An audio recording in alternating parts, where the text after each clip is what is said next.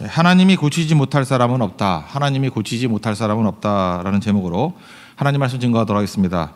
오늘 23절부터 읽었는데 그 앞부분에 나오는 것이 부자 청년이 예수님이 재산 다 나눠주고 가난한 사람 나눠주고 나를 따르라 그럴 때 이제 재물이 많은 거로 떠나갔다, 그런 얘기가 나온 다음 얘기입니다.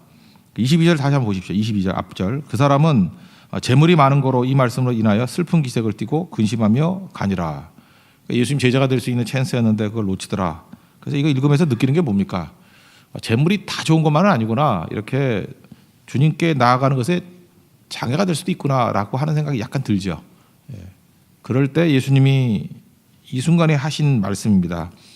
부자가 천국 가는 것이 낙타가 바늘기에 들어가는 것보다 더 쉽다, 불가능하다, 그런 얘기죠.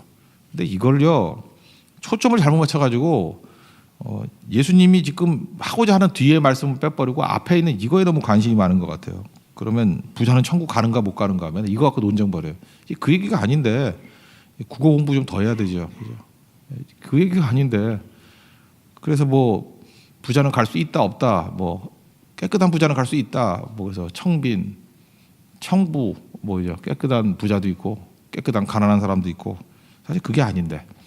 그러니까 복잡하게 일부 설명 안 할게요. 이 본문에서 제일 중요한 건 뭐냐면 구원은 전적으로 하나님의 소관이라는 거예요. 오늘 본문 그 핵심이 그거예요. 구원은 부자냐 가난한 자라, 누가 그렇게 나누래? 구원은 100% 하나님의 소관이다. 이거 붙들면 된다는 것입니다. 그래서 부자라고 천국 갈 수 있고 못 가고 그런 것도 아니고, 가난한 자라고 부자 천국 갈 수 있고 갈 수 없고 그것도 아니라는 거예요. 그러니까 발레로 몇 가지 하면 든다 그러면, 아니 부자 중에서도 천국 간 사람들이 있잖아요. 누가 있죠? 누가복음 19장 보면 삭개오, 설명이 이렇게 돼 있어요. 19장 2절에 보면은요, 삭개오라 이름하는 자가 있느니 세리장이요 또한 부자라. 그 예수님 영접하고 구원받잖아요. 아브라함의 자손이다, 구원받았다는 얘기 아니에요? 그러니까 분명히 구원받았죠. 그다음에 또 하나는 뭐야? 아리마대 사람 요셉, 그 예수님 그 장사진을 묘실을 제공한 사람. 왜 중요하냐면 다 숨어서 있을 때 자기를 드러내면서 나 예수 믿는 사람이다 그러면서 시체를 달라 그러고, 이제 진짜 소위 말하는 커밍아웃 한 사람 아니에요? 그러니까 이거 믿음이 있고 구원받은 사람이죠. 근데 그 사람 설명을 마태복음 27장 57절에는 아리마대의 부자 요셉 이렇게 표현해요. 그러니까 부자도 구원받는 거죠. 뭐 최근 인물 하나 예를 든다 그러면 록펠러 그 구원, 이 사람이 구원받았죠. 믿음의 사람으로 뭐 얘기하지 않습니까? 엄마가 믿음이 되게 좋았다면서요. 어머니 믿음의 유산을 받아서, 스토리를 보건대 뭐 얼마나 많은 믿음의 유산들을 많이 남겼습니까? 어머니가 돌아가시면서 10가지 유언 남겼다면서요. 많이 알죠? 한번 더 읽어드릴까요? 첫 번째, 하나님을 친아버지 같이 여겨라. 두 번째, 제가 약간 좋아하는 말씀이에요. 목사님을 하나님 다음으로 섬겨라. 여러분들 안 좋아하지만, 세 번째, 주일 예배는 본 교회에서 드려라. 네 번째가 11조로 유명하잖아요. 오른쪽에 11조 주머니 하나 차라. 처음에 오른쪽 11조 주머니 찾는데 $5부터 시작해가지고 나중에는 수백만 달러까지 올라갔다 그러죠. 그리고 뭐라 그러더라, 11조 계산하는 사람이, 옛날에 컴퓨터가 없으니까 계산하는 사람만 50명이었던가 60명 채용했대요. 11조 계산하는 사람만 너무 많아가지고, 그런 얘기. 다섯 번째가 아무도 원수 갚지 마라, 원수 만들지 마라. 여섯 번째, 이것도 참 좋아요. 새벽 기도해라. 그다음 일곱 번째는 저녁 기도해라. 더해요, 엄마가, 그죠? 새벽 기도해라, 저녁에 기도해라. 여덟 번째는 아침인데 말씀 읽어라. 그죠? 아홉 번째는 남을 도울 수 있을 때 힘껏 도와라. 그래서 미국 웬만한 도시 가면 그 록펠러가 세워놓은 도서관부터 시작해서 고아원이 특별히 많아요. 엄청나게 많아요. 평생 그 자선 사업에 쓴 돈이 700억 달러래. 지금 같죠? 70조 원. 우리나라 돈 70조 정도. 열 번째는 또 예배 시간에 앞자리에 앉아라. 그렇죠? 앞자리에 앉아라. 뒤에 앉으신 분들은 죄송한 얘기지만 록펠러 엄마는 그랬어요. 뒤에 앉으면 혼냈다고, 그죠? 어디 거기 앉냐고. 앞자리에 앉아라. 이거 거의 다 순종했대요. 자기 인생에서. 그랬더니 되더라. 그러니까 분명히 믿음이 있는 거죠. 예수님이 하신 말씀은요, 우리 수사법 중에 과장법이라는 게 있잖아요. 과장하는 건 뻥친다는 뜻이 아니라 어떤 사람에게 기억을 강하게 만들기 위해서 쓰는 수사법이잖아요. 그러니까 당시에 제일 큰 동물, 그 팔레스타인에서 느낄 때 제일 큰 동물은, 큰 동물이 낙타고 제일 작다 그럴 때가 겨자씨 아니면 바늘귀예요. 그러니까 겨자씨에 들어갈 수가 없잖아요. 그러니까 제일 작은 게 바늘귀니까. 우린 뭐라 그러죠? 작으면 좁쌀 같다 그러잖아요. 그렇게 비유하는 거. 그 당시 문서들을 보면 제일 큰 돈벌은 낙타, 제일 작은 거는 바늘귀 또는 겨자씨. 바늘귀죠. 그러니까 큰 거와 작은 거를 대비시킨 거예요. 힘들다가 아니라 불가능한 것이다. 그러니까 그런 얘기를 하는 거죠. 그러니까 이런 거 갖고 따지지 말라는 거예요. 질문 자체가 틀렸다라는 거예요. 이게 왜 당시에 이게 힘든 얘기였냐면 당시 사람들이 여기서 제자들이 놀랐다 그러잖아요. 왜 놀랐냐면은 아무나 부자가 되는 게 아니라고 생각을 했어요. 부자는 하나님의 은혜가 임하고 축복이 임한 자만 부자가 된다. 그렇게 믿으니까 이게 어떤 결론을 내려요? 부자는 구원받은 사람이다. 이렇게 믿고 있었다고 당시에는. 그게 얼마나 엉터리 같은 생각이에요. 그래서 예수님이 그 얘기한 게 아니라고요. 부자라고 천국 가는 게 아니다. 그 얘기하는 거죠. 그럼 가난한 자는 자동으로 가느냐? 그것도 아니죠. 가난하고 강팍한 사람이 또 얼마나 많아요.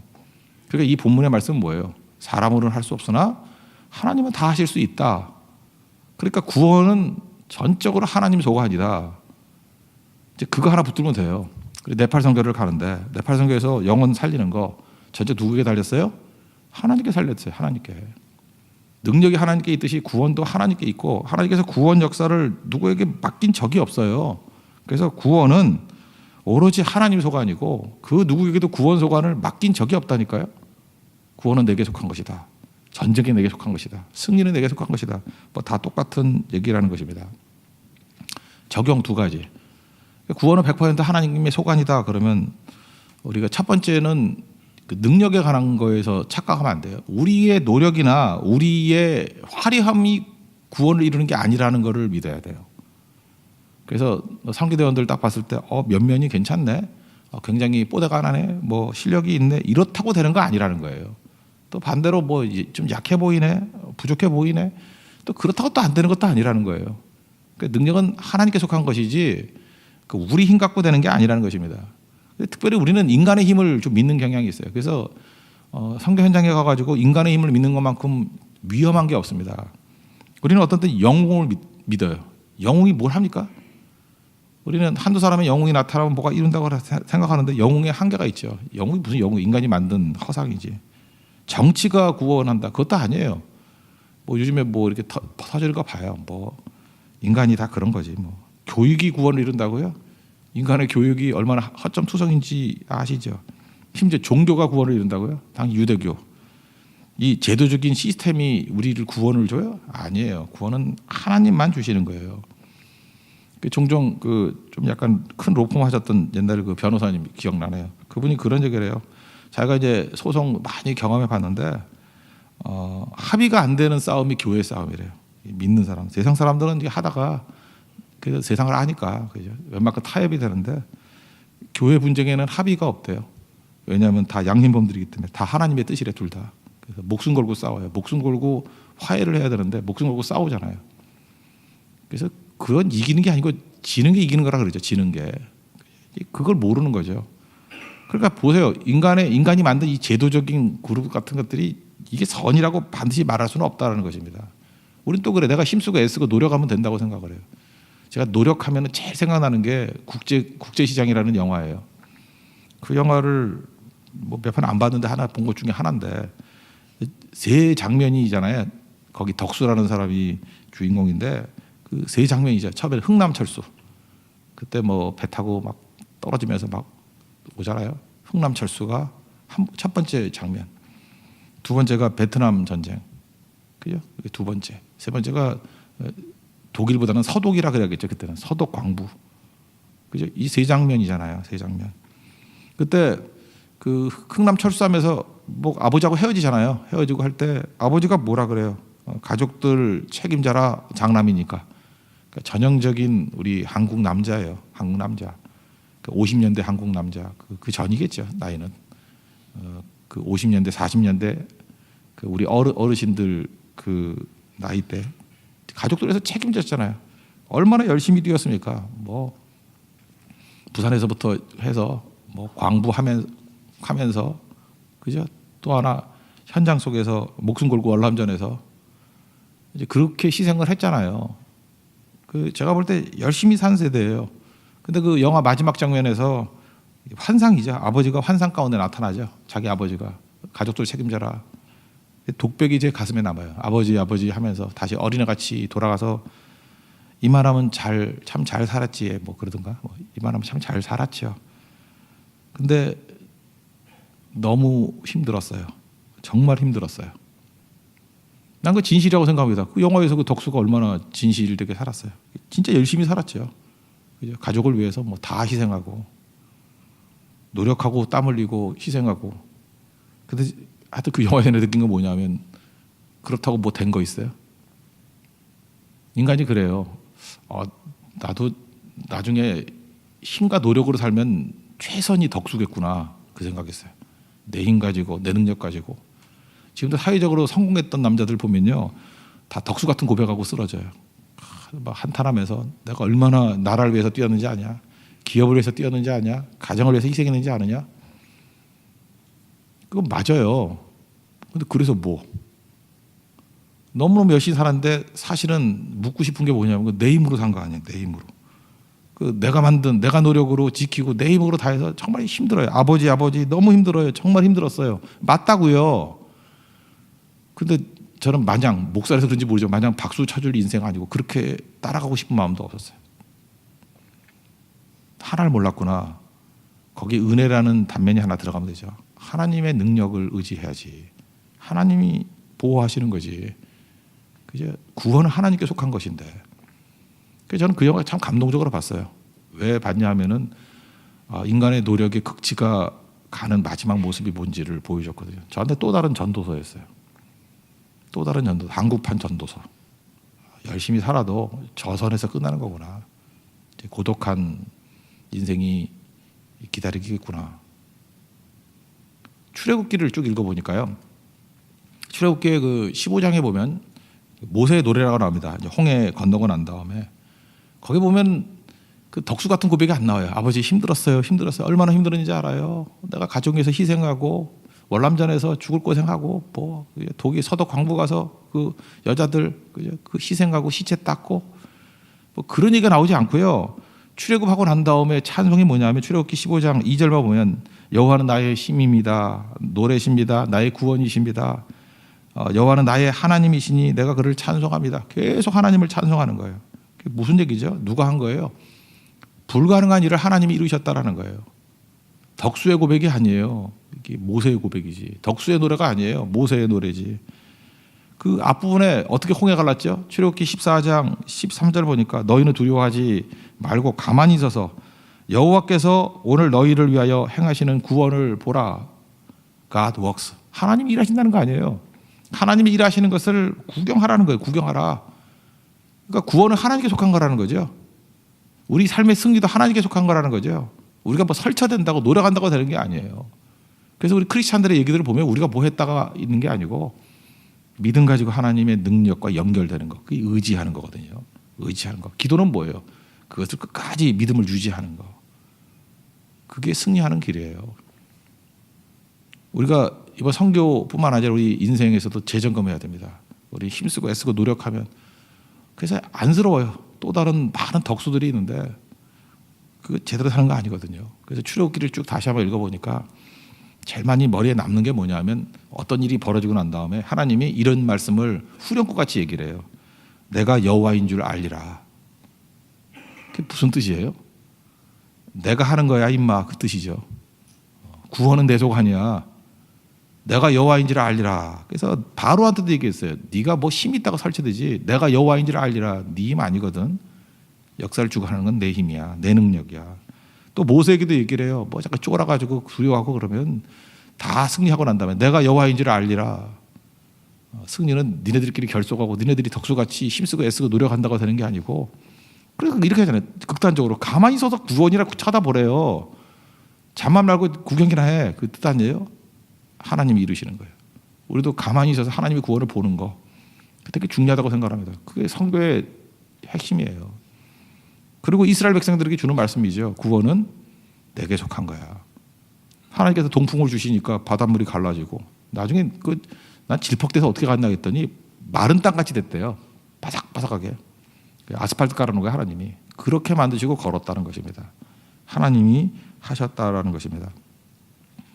그러므로 구원은 전적으로 하나님의 소관이다. 이 얘기는 절대로 내 힘, 인간의 힘, 인간의 노력 이것이 이를 이룬다라고 믿으면 안 된다라는 거예요.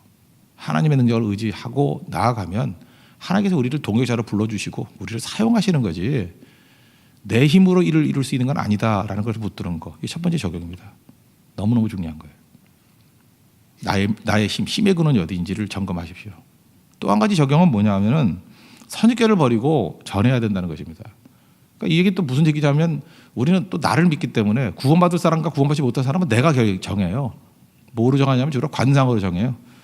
저 사람은 믿게 생겼네. 그죠? 저 사람은 안 믿게 생겼네. 내가 판단해요. 이건 도저히 안 될 상황이네. 이건 될 상황이네. 누가 그러래요? 구원은 100% 하나님의 소관이라 그러니까 우리가 할 일은 뭐죠? 씨 뿌리듯이 그냥 뿌리는 거야. 길 가든 그죠? 이게 바위든 뭐 가시떨기든 옥턴지 우리 알 게 뭐예요? 그냥 뿌리라는 거 계속. 그러니까 선입견 가져서는 안 된다라는 것입니다. 그래서 사람으로는 할 수 없으되 하나님은 다 하실 수 있다 그랬잖아요.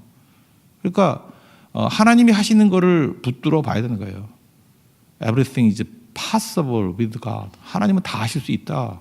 그거 강조하는 거예요. 네 눈으로 판단하지 말라는 것입니다. 그러니까 실제로 이게 전도를 해보면요. 구원 받는 사람과 안 받는 사람 인간의 판단은 하나도 맞지가 않아요. 어떤 분들은 그렇게 전해도 안 믿어요. 좀 저런 분이 다 했나. 그리고 뭐 특별히 우리 한국엔 남편들이 주로 안 믿는 케이스가 많죠. 연세 드신 분들 가운데는. 저 언제 돌아오나 그러는데 돌아가시기 뭐 한 일주일 전, 2주일 전에 병상세례 받겠대요. 여러분 그거 그렇게 돼서 소원하는 바죠. 평생 내 멋대로 살다가 죽기 직전에 예수 믿고 죽는 거. 내가 그런 거 볼 때 100명 중에 하나 정도예요. 확률적으로 그게 쉬운 게 아니에요. 근데 어떤 분은 그런 분이 있어요. 진짜 믿고 가요. 그래서 돌아가시고 난 다음에 섭섭함은 있지만 어찌 보면 또 저렇게 이름이 성도 누구누구로 하나님 앞에 섰다는 건 감사한 일이다. 그렇게 서게 했던 적도 있어요. 감사한 거죠.